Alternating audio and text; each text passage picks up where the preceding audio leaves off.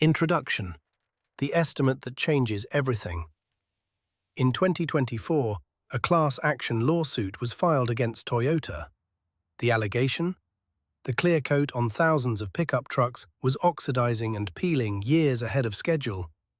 Owners were being quoted $5,000, $6,000 to fix what amounted to a cosmetic failure.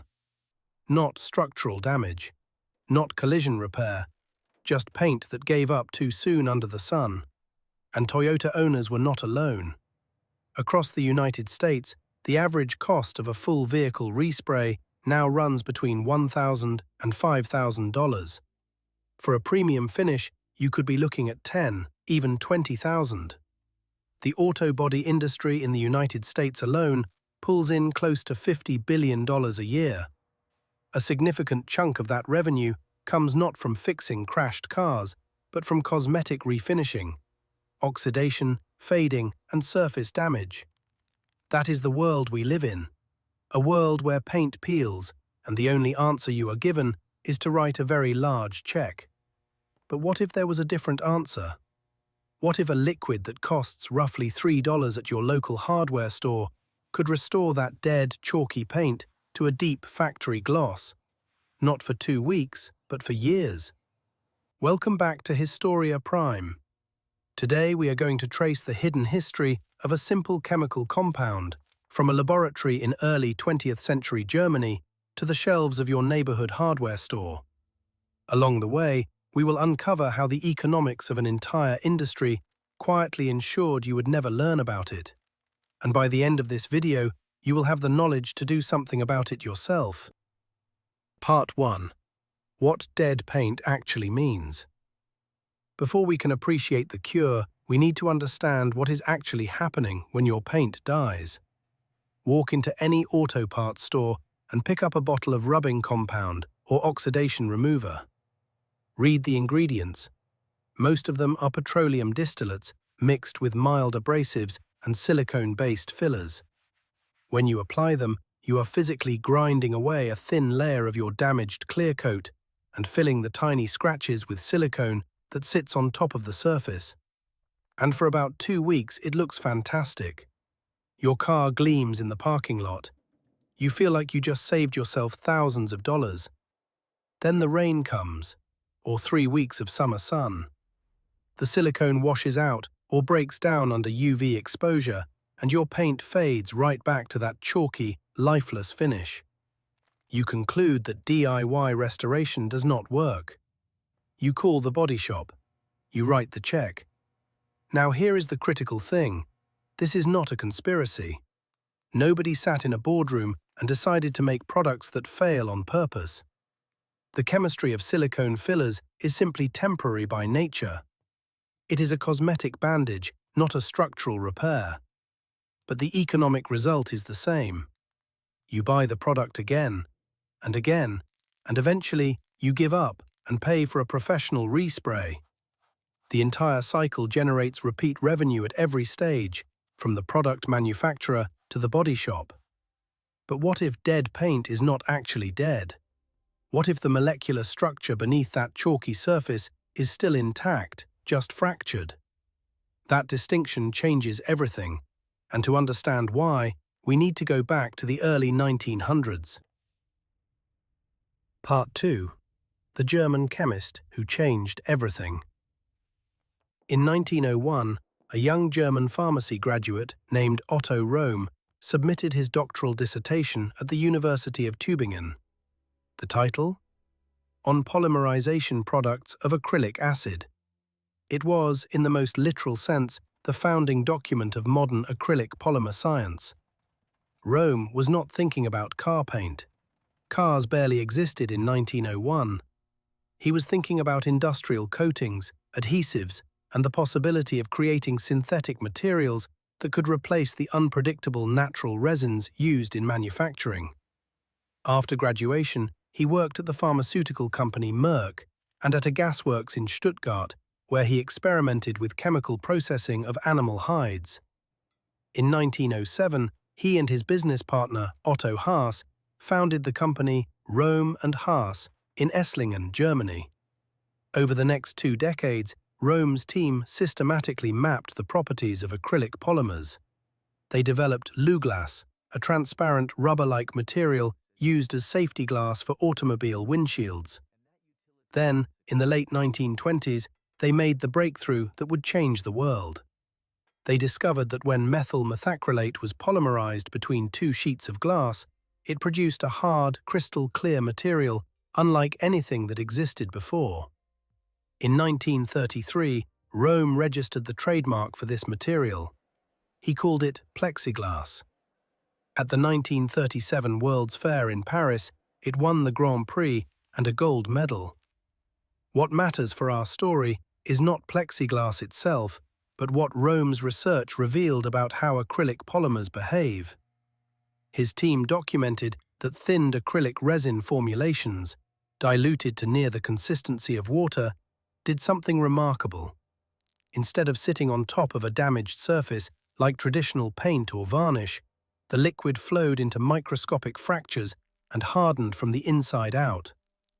This was not magic, it was capillary action, the same force that draws water up through the roots of a tree. When a coating is bombarded by ultraviolet radiation over months and years, the polymer chains break down and create a network of tiny channels. A sufficiently thin acrylic liquid, driven by surface tension, flows into those channels. As the solvent evaporates, the resin cross-links with the remaining polymer chains and permanently fills the fractures. Rome died in 1939, named in over 70 patents. His company eventually became part of Evonik Industries, one of the largest specialty chemical corporations in the world. But the fundamental science he pioneered, that thin acrylic emulsions can infiltrate and structurally restore degraded polymer surfaces, that knowledge never made it into the mainstream consumer vocabulary. Part 3. The Fork in the Road. So why not?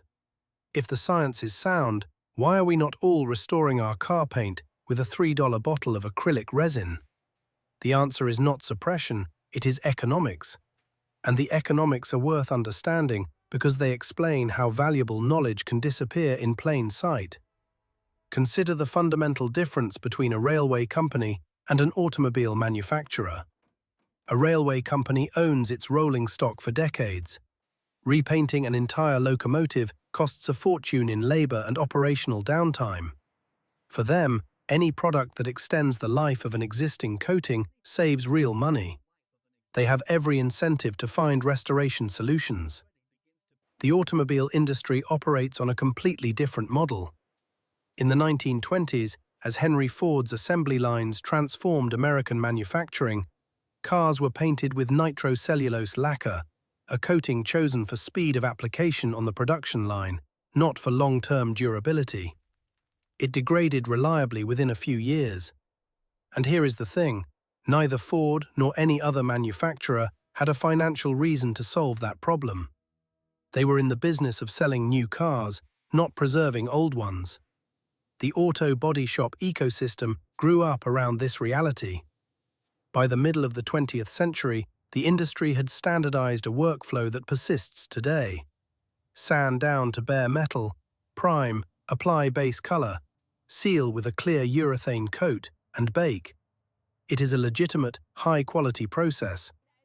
A professionally applied urethane clear coat uses covalent cross-linking, baked at high temperatures, and it genuinely is more durable than any DIY alternative. That is worth acknowledging. But here is where the economics get interesting. A product that permanently restores surface oxidation for $3 generates almost no profit margin. There is no advertising budget for a $3 bottle. There is no franchise model. There is no recurring revenue. Nobody has a financial incentive to market it to consumers. The auto body industry does not need to suppress this knowledge. The market simply has no mechanism to deliver it to you. Except, of course, for one group of people who stumbled onto it by accident. Part 4. The model makers who cracked the code. For over 4 decades, a quiet revolution has been underway in hobby shops and garage workshops around the world.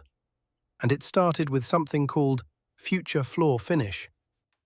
Future was a consumer floor polish manufactured by S.C. Johnson, the same company that makes Pledge and Windex.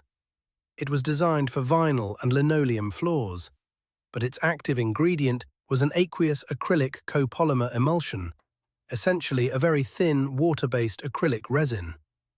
Sometime in the early 1980s, scale model builders discovered that if you dipped a clouded, scratched plastic airplane canopy into future, it came out crystal clear.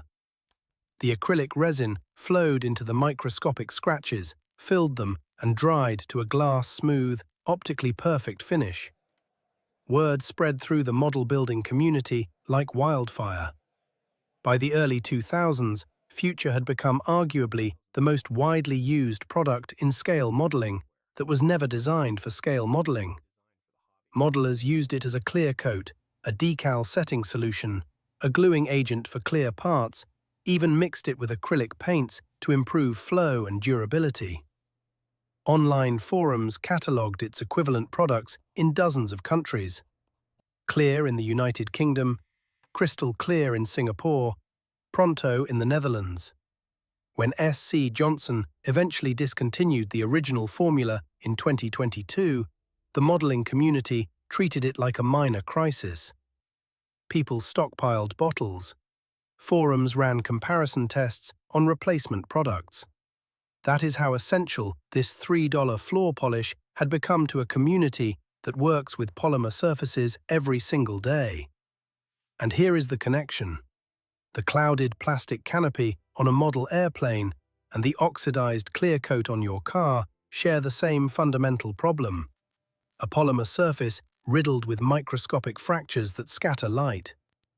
The same acrylic resin that restores one can restore the other. The science does not care whether the surface is 2 inches wide or 20 feet long.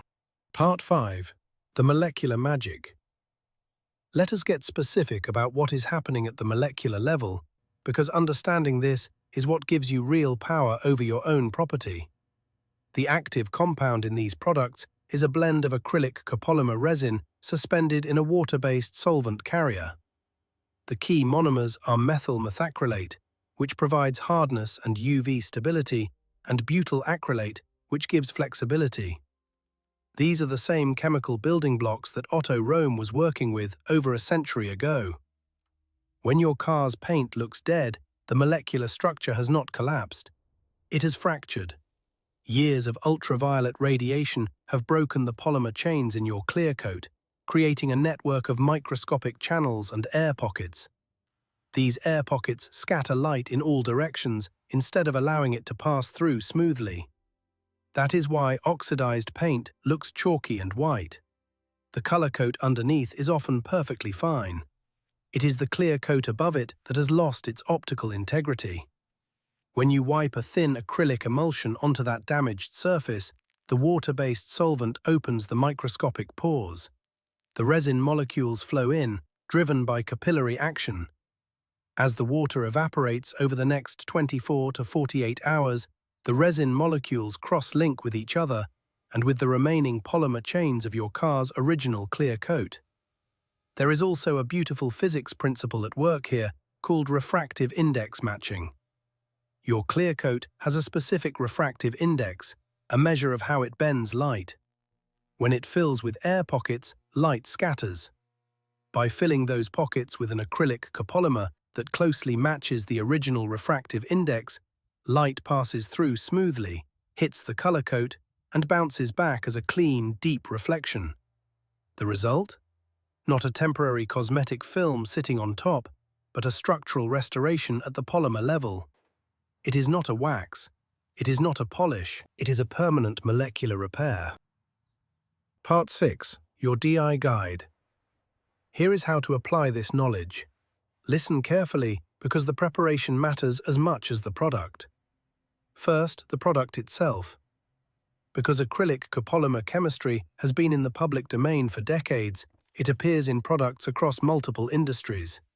Hardware store clear acrylic coatings, high-traffic floor polishes, and concrete sealers all contain the aqueous acrylic emulsions you need.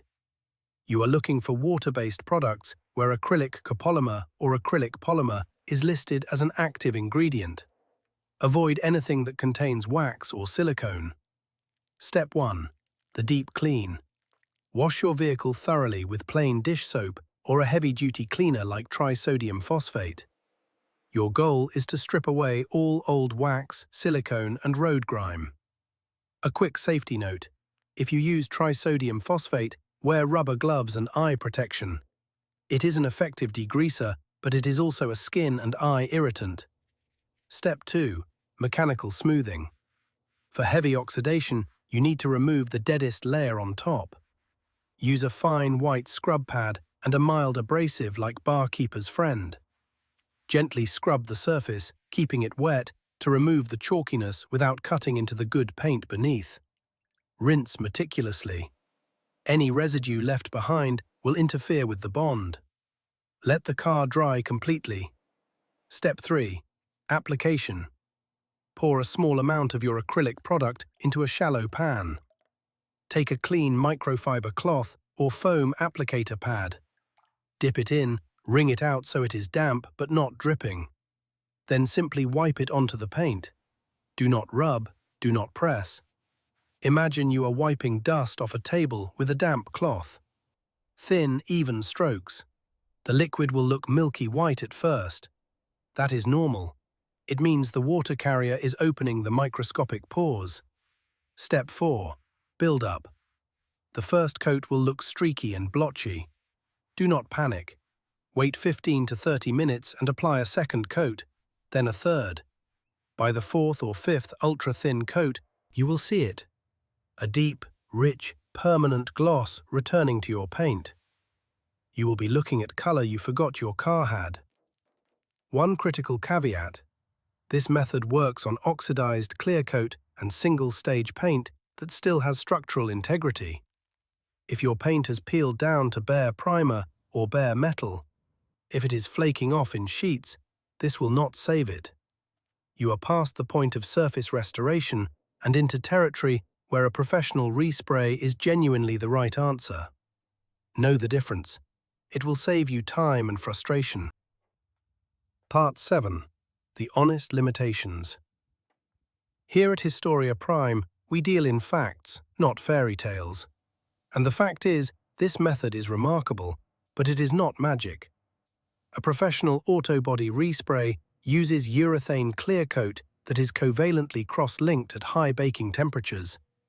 Those chemical bonds are fundamentally stronger than what you can achieve with an air-dried acrylic emulsion applied by hand in your driveway.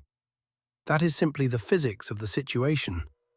A professional job, done well, is more durable, period. The DIY acrylic restoration relies on secondary molecular bonds. It is tough, but it is susceptible to thermal fatigue over time. Dark-colored cars sitting in direct summer sun can see surface temperatures above 150 degrees Fahrenheit. The metal expands and contracts differently than the acrylic film. Over 1 to 3 years, depending on your climate, you may see yellowing, clouding, or isolated flaking, especially in areas where the prep work was not perfect. And here is a detail worth knowing. Because this acrylic resin resists water and regular soap once cured, if it does start to peel or cloud, you cannot simply wash it away. You will need an ammonia-based cleaner, like window cleaner, to soften and strip it before reapplying. So what is this method, honestly? It is not a replacement for professional work on a car you plan to sell or show. It is an extraordinarily powerful, low-cost maintenance tool. It buys you years of beautiful, presentable paint for the price of a cup of coffee. For a daily driver, a second car, an older vehicle you want to keep looking good without spending thousands, this is genuinely transformative. Conclusion: the $3 lesson. Let us bring this full circle. We started with a class action lawsuit. Thousands of truck owners staring at peeling clear coats and $5,000 repair estimates. And behind that specific story sits a much larger pattern. A $50 billion industry built around the assumption that when paint fails, the only solution is to start over from bare metal. But a German chemist born in 1876 spent his life proving that acrylic polymers could restore and rebuild damaged surfaces at the molecular level. A community of model builders accidentally proved that a $3 floor polish could do the same thing. And the reason you never heard about it is not because someone buried it. It is because no one had a financial reason to tell you. That is the real lesson here. Not every piece of lost knowledge was deliberately suppressed. Sometimes the most valuable information simply falls through the cracks of a market economy. No villain is required, just a system where solutions that cannot generate large profit margins do not get marketed, do not get taught in trade schools, and do not appear on the shelves labeled for your specific problem. But the knowledge exists. The chemistry is public domain. The products are on aisle 4 of your hardware store. And now, so is the technique.